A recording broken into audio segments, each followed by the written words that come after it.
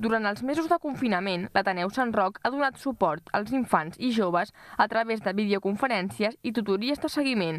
Ara ja preparen la tornada a les activitats d'estiu que es reprendran el proper 29 de juny. Des de l'Ateneu hauran de seguir estrictes mesures d'higiene per rebre a les més de 150 famílies del barri que atenen. L'organització del casal d'estiu preveu un descens dels menors que s'inscriuran, ja que moltes famílies encara temen que hi hagi risc de contagi.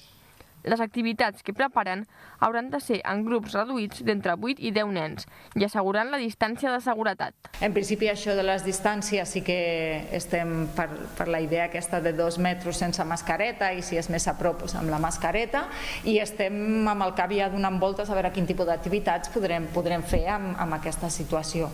Clar, com tindrem també menys nanos, també la idea és distribuir-los en diferents espais de l'Ateneu perquè no hagin d'interactuar entre grups. L'Ateneu Sant Roc també treballa per reprendre el més aviat possible les classes de suport lingüístic i altres activitats per a les famílies del barri.